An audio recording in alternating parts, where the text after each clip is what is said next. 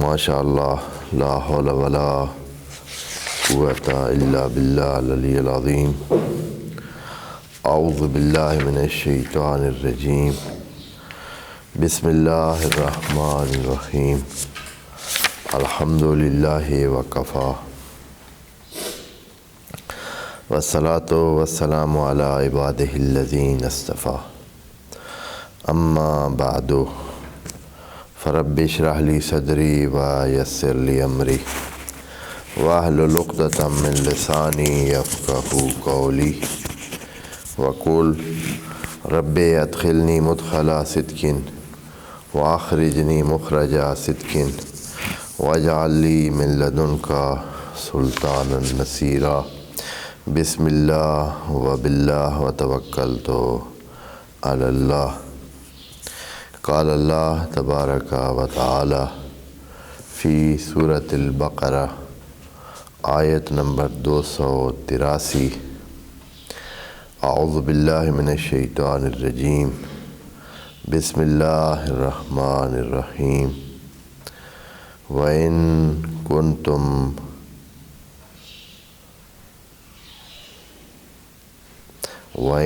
كنتم علی سفر وَلَمْ تَجِدُوا كَاتِبًا فَرِهَانٌ مَقْبُوضَةٌ فَإِنْ آمَنَ بَعْضُكُمْ بَعْضًا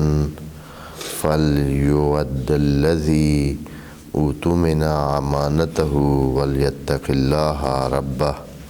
وَلَا تَكْتُمُوا الشَّهَادَةَ وَمَنْ يَكْتُمْهَا فَإِنَّهُ عَاصِمٌ قَلْبُهُ وَاللَّهُ بما تعملون علیم۔ صدق اللہ العظیم۔ وعلیکم السلام۔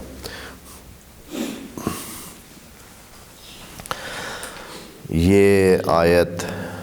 اس آیت تداین کے تسلسل میں ایک دوسرے زاویے کو بیان کر رہی ہے جو انسانی زندگی میں عام طور پر پیش آتا ہے۔ تداین کا عرض کیا ہے کہ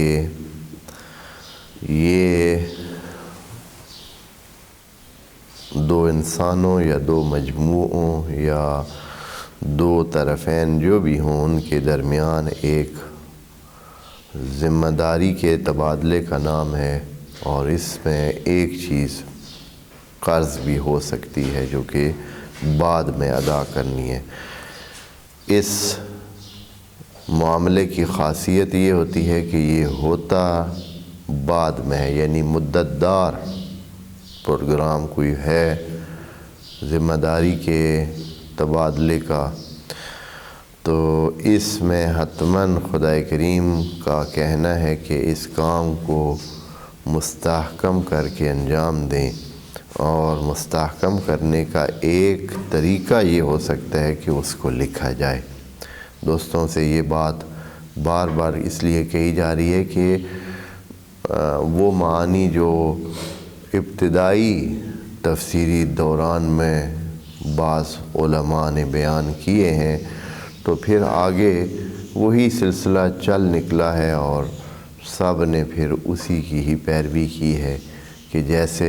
ان کا معنی دوسرا ہو سکتا ہی نہیں ہے، یا یہ ہے کہ بس وہی معنی تھا جو انہوں نے کر دیا اور بات تمام ہوئی۔ حالانکہ ایسے نہیں ہے۔ عربی مبین سب کے لیے ہے، سب کے سامنے ہے، اور جتنی وسعت کے ساتھ آج ہم مختلف لغات کا ملاحظہ کر سکتے ہیں اور عربی کی الفاظ کے جڑوں تک پہنچ سکتے ہیں اور ان کے معانی کو درک کر سکتے ہیں، وہ سب کے لیے پچھلے زمانوں میں اس انداز میں اویلیبل نہیں تھی۔ خصوصاً جن زمانوں میں ابتدائی تفسیریں کی گئی ہیں اس زمانے میں تو کتابیں تھی ہی نہیں۔ وعلیکم السلام۔ تو یہاں آج پھر ہمیں ایک اور نشانی ملے گی اس بات کی اس آیت میں کہ یہ جو کتابت کا مسئلہ ہے اس کا معنی زیادہ تر استحکام کے حوالے سے ہے کہ اللہ تعالیٰ نے ایک کام کو استحکام دینے کے لیے اس طرح کہا ہے کہ یہ جو آپ سلسلہ کرنے والے ہیں اس کے استحکام کا دوسرا طریقہ آج خدا کریم بتائے گا۔ پہلا طریقہ یہ تھا کہ کاتب ہونا چاہیے، یعنی کوئی شخص ہونا چاہیے جو اس معاملے میں پڑھے اور ایک ذمہ داری نبھائے اور اس کام کو انجام دے صحیح سے۔ آج جو ہے وہ اگر فرض کریں کہ آپ کے پاس کوئی ایسا بندہ نہیں ہے، آپ جانتے نہیں ہیں یا آپ کو کوئی نہیں جانتا ہے، تو آپ بندہ جب تک کہ وہ نہ ہو ایسا بندہ، یا یہ ہے کہ وہ وسائل نہیں ہیں کہ جن کے ذریعے سے اس مسئلے کو اس طرح استحکام دیا جائے، تو ایک اور طریقہ خدا کریم یہاں وضع کر کے بتاتا ہے جس سے آپ کے معاملے میں استحکام آئے گا اور آپ کا معاملہ دونوں طرف کے لیے اطمینان بخش ہوگا اور کسی الجھاؤ کے بغیر آخر تک چل جائے گا۔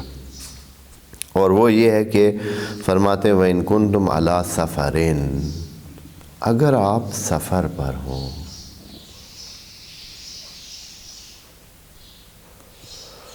سفر جو ہے، اب آپ تھوڑا سا سفر کی لغت کو بھی دیکھ لیتے ہیں۔ سفرا، سفر کا معنی جو لغت میں لکھا ہوا ہے وہ کانسا کے معنی میں، مسفرا کہتے ہیں مکنسا کو۔ مکنسا یعنی کوئی بھی، جیسے جھاڑو، مکنسا جھاڑو ہوتا ہے، یا وہ کوئی بھی چیز جو صفائی کے لیے، یا کوئی بھی چیز جو کسی چیز کے ظاہر سے صاف کرنے اور موجودہ چیز کو ہٹانے کے لیے استعمال ہوتا ہے سفرا۔ جیسے کہتے ہیں کہ مثلا سفر الریاح الغیم، ہواؤں نے بادلوں کو ہٹا دیا، ہواؤں نے بادلوں کو ہٹا دیا۔ سفرہ کا جو لغت میں اصلی معنی ہے وہ یہ ہے، جیسے کہ جھاڑو جو ہے وہ کیا کرتا ہے، زمین کے اوپر کی سطح سے وہ جو چیزیں بھی ہوتی ہیں ان کو کیا دیتا ہے، ہٹا دیتا ہے۔ تو سفرہ کا اصلی معنی یہ ہے۔ اب اس سے جب انسان خود ہٹ جاتا ہے ایک جگہ سے، وہاں سے چلا جاتا ہے، کسی جگہ کو چھوڑ دیتا ہے، اس سے دور ہو جاتا ہے، اس کو کہتے ہیں سفرہ۔ سفر کیا ہے اس نے، اور اس سفرہ میں، یہ میں اس لیے معنی کر رہا ہوں، ویسے تو آپ پتہ معنی اس کا تقریب وہی ہے، یعنی معنی اسی پہ ہی جا پہنچے گا کہ وہی جو ہے اپنی جگہ سے کسی دوسری جگہ چلے جانا، مسافرت کر کے کسی اور لیکن اس میں ایک معنی ہے، سفرہ میں ایک معنی اضافی موجود ہے، اور وہ یہ ہے کہ سفر طولانی ہو، یعنی چھوٹے موٹے سفر کو سفر ہی نہیں کہتے۔ اگر کوئی بندہ تھوڑے سے فاصلے پر جاتا ہے تو اس کو سفر نہیں کہتے، اس کو اب جو بھی دوسرے الفاظ ہیں اس کے لیے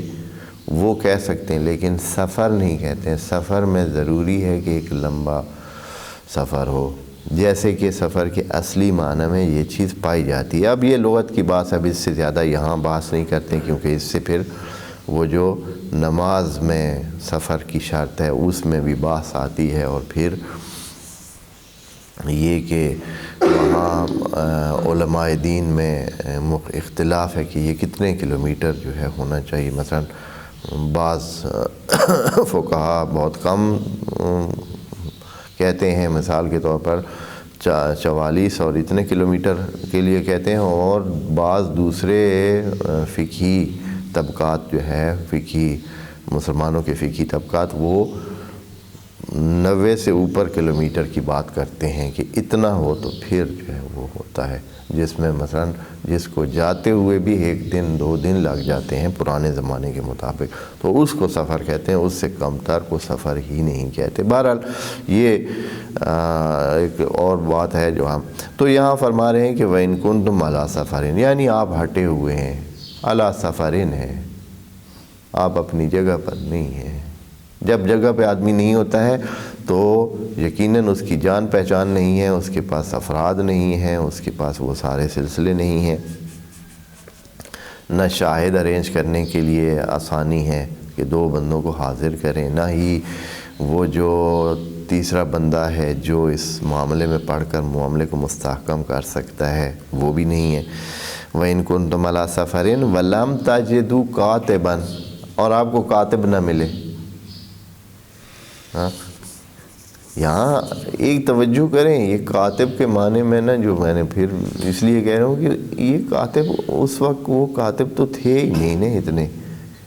یہ جو باقاعدہ قلم سے لکھنے والے کاتب ہیں جن کا اگر یہ معنی کیا جائے وہ تو اتنے تھے ہی نہیں، تو کس طرح یہ حکم خدا کریم دے سکتے۔ وَلَمْ تَجِدُوا كَاتِبًا، اور اگر آپ کو وہ سفر میں ہے، اور سفر میں کاتب کیوں نہیں ملتا ہے، یہ کیوں کہا ہے؟ آیا سفر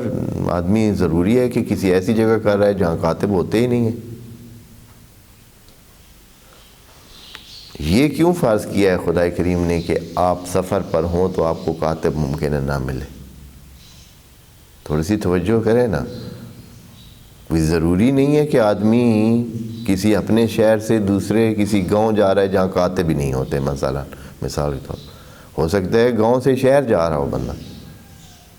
گاؤں کا بندہ شہر جا رہا ہے یا بڑے جگہ جا رہا ہے جہاں بہت سارے کاتب، یہاں اس کے علاقے میں تو کاتب ہی نہیں ہے، وہاں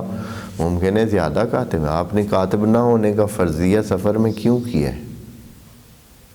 سفر میں کاتب نہ ہونے کا مطلب بہت واضح یہ ہے کہ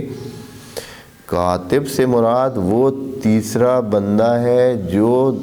کسی معاملے کے درمیان پڑھ سکے۔ خب یہ چیز سفر میں حتمی ہے، اس لیے کہ جب آپ اپنے محلے سکونت سے دور جاتے ہیں پھر آپ کے واقف لوگ، آپ کی تائید کرنے والے لوگ، آپ کے ساتھ تعاون کرنے والے لوگ کم ہو جاتے ہیں، پھر نہیں ملتا ہے آپ کو جاننے والے لوگ نہیں ہوتے ہیں، وہ اعتبار نہیں کر سکتے ہیں، یعنی آپ کے معاملے میں پڑھنے والے لوگ اتنے آسانی سے نہیں ملتا ہے کہ کوئی کہے کہ ہاں بھائی میں آپ کے مسئلے میں پڑھتا ہوں اور آپ کو تداین میں آپ کے ساتھ اور اس بندے کے ساتھ کیا کرتا ہوں، درمیان میں معاملے کو سیٹ کرتا ہوں، نہیں ملتے ہیں، یہ حقیقت ہے۔ اور پھر جو خدا کریم نے علاج بتایا ہے وہ بھی بہت ہی اسی طرح معاملے کو استحکام دینے والی چیز ہے۔ کیا علاج ہے؟ اگر آپ سفر پہ جاتے ہیں اور وہاں آپ نے تداین کرنا ہے، کوئی ذمہ داری لینی ہے، مثلا قرض لینا ہے یا یہ ہے کہ کوئی اور ذمہ داری لینی ہے، پھر کیا کریں؟ آپ کہتے ہیں کہ میں آپ کو کر کے یہ کام دکھاؤں گا، 6 مہینے میں، 2 مہینے میں، 1 مہینے میں آپ کو یہ چیز میں دوں گا، چاہے وہ پیسے واپس کرنے ہوں یا کوئی کام کر کے دینا ہو۔ اب اس کے لیے کیا کیا جائے؟ سفر میں ہے، کوئی کاتب نہیں مل رہا، یعنی معاملے کو مستحکم کرنے والا بندہ نہیں مل رہا ہے۔ وَإِن كُنتُمْ عَلَىٰ سَفَرٍ وَلَمْ تَجِدُوا، اور آپ نے نہ پایا کاتب، فَرِحَانٌ مَقْبُوضَہ، تو پھر اس کا حل ریحان مقبوضہ ہے۔ ریحان یعنی جو آپ چیز کسی کے پاس رکھیں کسی دوسری چیز کے بدلے، ایک چیز آپ لینا چاہتے ہیں گارنٹی کے طور پر، ضمانت کے طور پر کہ بھائی آپ کی وہ چیز حتماً واپس پہنچائی جائے گی اور وہ آپ پہنچائیں گے اور دیں گے اس بندے کو، آپ کیا کرتے ہیں؟ ایک ریحان رکھتے ہیں۔ جیسے کہ ابھی بھی ایسے ہوتا ہے، کسی نئی جگہ آپ جاتے ہیں، مثلا کسی کے پاس جاتے ہیں کہ بھائی مجھے یہ چیز چاہیے، اور وہ کہتے ہیں میں تو آپ کو جانتا ہی نہیں ہوں، تو پھر آپ کیا کرتے ہیں؟ آپ اپنی کوئی قیمتی چیز اس کے پاس رکھتے ہیں اور اس سے وہ چیز لے لیتے ہیں، وہ بڑی آسانی سے آپ کو چیز دے دیتا ہے کہ بھائی ٹھیک ہے، اس لیے کہ یہ اگر واپس نہ بھی آیا تو اس کی یہ چیز میرے پاس پڑی ہے، تو پھر آسانی سے کیا ہو جائے گی، کوئی مشکل ہی پیش نہیں آئے گی، اور وہ ریحان مقبوضہ آپ کی کیا ہے، اس معاملے کو مستحکم کرنے کے لیے اور اس میں کسی قسم کی خلا کو دور کرنے کے لیے کافی ہے، اور نتیجہ یہ نکلے گا کہ آپ بڑی آسانی سے اس کام کو انجام دیں۔ فریحان مقبوضہ، ساتھ یہ کہا ریحان تو ویسے معلوم تھا کہ ریحان کا مطلب یا رہن کا مطلب یہی ہوتا ہے کہ جو چیز آپ کسی چیز کے بدلے میں دیتے ہیں، لیکن یہاں خدا کریم نے ایک لفظ کہا ہے مقبوضہ، ایسے نہیں کہ رہن آپ دے دیں، ایسی رہن ہو جو قابل قبض ہو۔ رہن تو اور چیزیں بھی ہو سکتی ہیں جو قابل قبض نہیں، مثلا آپ کہتے ہیں کہ میں آپ کو اپنی زمین جو ادھر میری پڑی ہے وہ میری آپ کے پاس رہن ہے، وہ اس طرح رہن کیا ہو سکتا ہے، زمین تو اپنی جگہ پہ پڑی ہے، وہ مقبوض نہیں ہو سکتی، یا یہ ہے کہ ہاں باقاعدہ قبضہ دینے کی کوئی صورتحال ہو تو پھر ہے، یعنی ایسی چیز ہو جیسے کہ جو اس کے ہاتھ میں دی جا سکے، جس کو قابض کیا جا سکے، جس کو ہاتھ میں لیا جا سکے۔ فرض کریں وہ کہتا ہے کہ میرے فلاں شہر میں یہ کاروبار چل رہے ہیں، وہ آپ رہن رکھ لیں، بھئی اس طرح کے رہن کا کیا فائدہ؟ اسی طرح اور یا مثلا وہ ایک فرض کریں کہ ایک اس کے بعض حیوانات ہیں، گھوڑے ہیں کیا ہیں، وہ ایسے اس کے چراگاہ میں کھلے پھر رہے ہیں، وہ کہہ رہے ہیں کہ یہ میرے گھوڑے جو پھر رہے ہیں کھلے ہیں، یہ رہن ہے، یہ آپ رکھ لیں اور مجھے اس کے بدلے میں یہ چیز دے دیں، قرض دے دیں یا جیسے بھی، تو وہ کون اس کو پکڑے گا؟ ہو سکتے قریب جائے تو ایک لات کھا کر گھر بیٹھ جائے۔ ہاں ایسے نہیں، ریحان مقبوضہ، ایسی چیز جو ہے وہ گارنٹی واقع ہو سکتی ہے جو مقبوض ہو، یعنی جو جس پر قبضہ کیا جا سکے۔ ہاں یا یہ ہے کہ وہ مثال کے طور پر ایک ایسا غلام اس کے حوالے کر جاتا ہے جو صبح شام اس کی پٹائی کرے۔ ہاں ہو سکتا ہے کوئی ڈاڈا غلام جو ہے وہ اس کو دے جائے اس نحیف بندے کو، وہ خود بندہ ہو کمزور نحیف ہو، اس کو ایسا بندہ دے جائے جو اس کو بھی جو ہے نا کیا ہے، اس کے گلے کو بھی دبا کے جو ہے وہ شام کو نکل جائے۔ ریحان مقبوضہ یعنی ایسا ہو کہ جو جس پر قبضہ کیا جا سکے، جس کو اپنے اختیار میں لیا جا سکے۔ یہ شرط ویلا رہن کے معنی میں معلوم ہے، رہن کا مطلب یہ ہے کہ کوئی چیز آپ اس دوسرے کے اختیار میں دے دیتے ہیں، اپنی کوئی چیز قیمتی چیز دوسرے کے اختیار میں دے دیتے ہیں، جس کے بدلے میں اس سے کچھ چیز لے لیتے ہیں، لیکن رہن میں یہ چیز ہوتی ہے کہ وہ ہوتی عارضی طور پر اس کے پاس ہے، یعنی وہ اس کا مال ہو نہیں جاتا ہے۔ بے میں یا تجارت میں یہ ہوتا ہے کہ جب آپ کوئی چیز لیتے ہیں کسی دوسری چیز کے بدلے تو وہ چیز ہو بھی اس کی جاتی ہے، پھر اس کو استعمال بھی کر سکتا ہے اور اس کو، لیکن یہ چیز ہوتی ہے ریحان مقبوضہ۔ مقبوضہ کے معنی میں ایک تو وہ چیز آ جاتی ہے، ایک دوسری چیز یہ بھی آ جاتی ہے کہ یہ صرف قبضے کی بات ہے، یہ رہن صرف مقبوضہ ہے، مملوکہ نہیں ہے۔ رہن کیا ہے؟ مقبوضہ ہے، یعنی یہ ہے کہ آپ کے پاس پڑا ہے اور آپ صرف کیا رکھیں، اس کے اوپر اپنے وہ رکھیں گے کہ دھیان رکھیں گے کہ یہ آپ کے پاس رہے، صرف بطور ضمانت، بطور امتلاک نہیں ہے کہ آپ اس کو استعمال شروع کر دیں۔ مقبوض ہے، صرف آپ کے قبضے میں ہے، آپ اس کو استعمال نہیں کر سکتے۔ فریحان مقبوضہ۔ اچھا اس کے بعد ایک اور کلیہ بتاتے ہیں، اس سارے معاملے میں ایک اور صورتحال، اور وہ صورتحال یہ ہے کہ وہ جو پہلے بات تھی، قاعدہ وہی ہے کہ جب بھی آپ تداین کریں تو ایک دوسرے کے ساتھ معاملے کو پکا کریں، اس میں شاہدین بھی حاضر کریں، اور جس طریقے سے خدا کریم نے بتایا ہے وہ سارا سلسلہ پورا کریں۔ سفر میں ہو تو اس کے لیے حل جو بتایا ہے وہ بھی۔ لیکن ایک تیسری صورت بھی ہے، اور وہ یہ ہے کہ بعض معاملات اور بعض دو طرفہ سلسلے ایسے جگہ ہو رہے ہوتے ہیں یا ایسے افراد کے درمیان ہو رہے ہوتے ہیں جن میں ایک دوسرے پر بہت ہی بھروسہ پایا جاتا ہے۔ مثلا 10 سال سے 20 سال سے ایک دوسرے کے ساتھ معاملات کر رہے ہیں، اور کبھی معاملے میں جھول آئی ہی نہیں ہے، کبھی کوئی خرابی نہیں ہوئی ہے، ایک دوسرے پہ ان کا ٹرسٹ ہے، ایک بہت ہی پکا اعتماد بنا ہوا ہے۔ اس صورت میں اللہ پھر ہم جو ہے وہ بھاگتے رہیں تیسری پارٹیوں کی طرف اور شاہدین کو حاضر کریں، اور پتہ نہیں، اس لیے کہ خدا کریم نے کوئی حد تو نہیں بتائی، بلکہ یہاں کیا فرمایا تھا؟ صغیراً او کبیرہ، چھوٹا مسئلہ ہو یا بڑا مسئلہ ہو یہ کام کیا کریں۔ تو اے اللہ، یہ تو بڑی مشکل ہے، زندگی جو ہے وہ کیا ہو جائے گی؟ زندگی پھنس کے رہ جائے گی۔ مثلاً آپ فرض کریں کچھ کسی کے ساتھ معاملہ کرنا چاہتے ہیں، پہلے جائیں اس کے استحکام کے لیے، کیونکہ واجب ہے۔ خدا کریم نے یہ مسئلہ اس طرح نہیں بیان کیا ہے کہ آپ کی مرضی ہو تو کریں، مرضی ہو تو نہ کریں،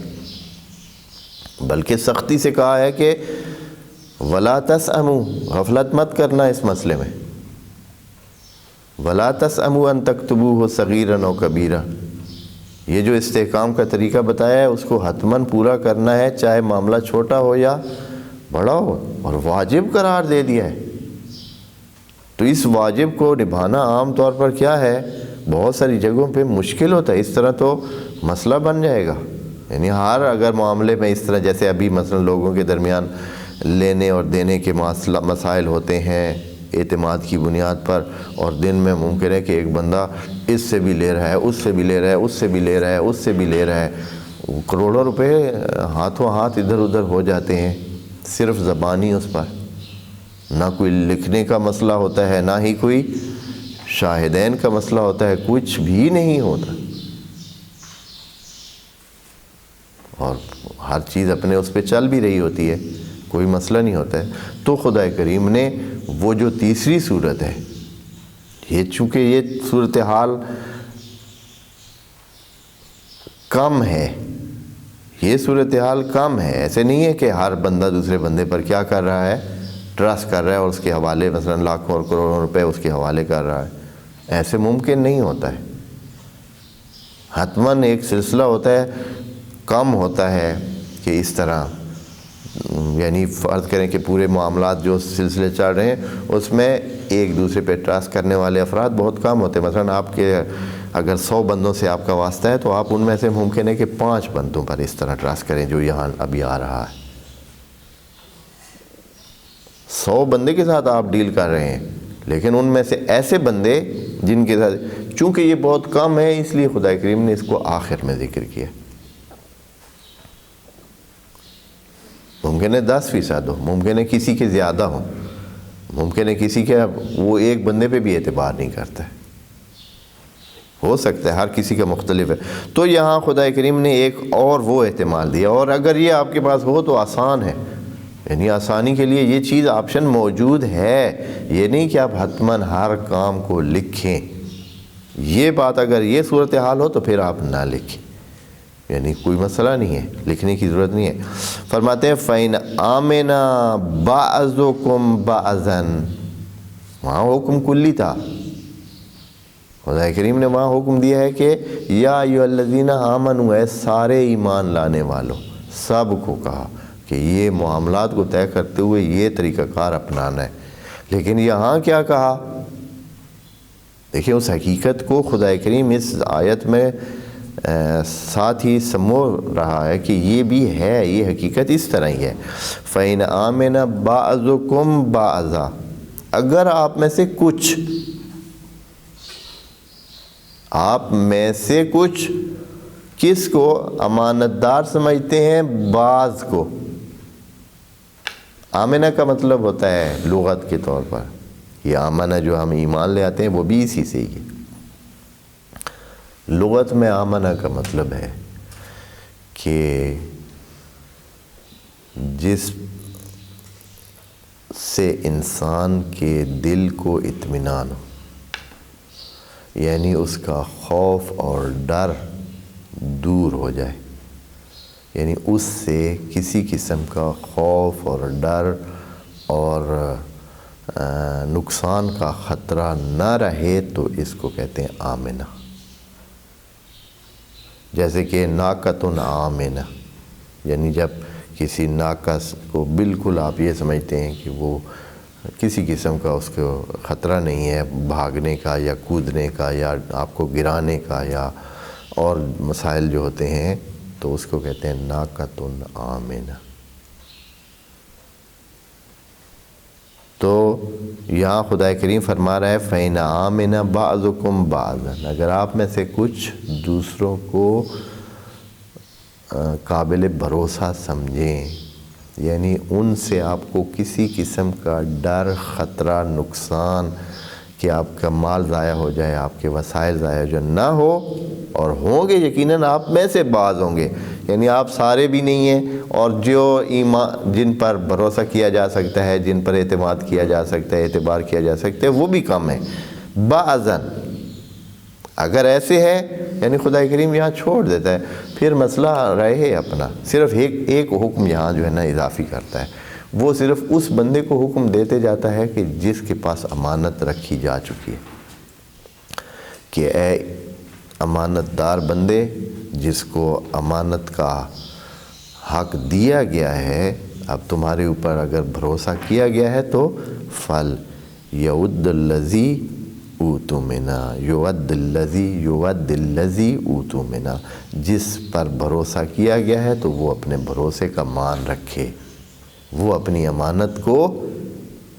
واپس کرے۔ یعنی حکم امانت دینے والے کو نہیں دیا گیا، یہ تو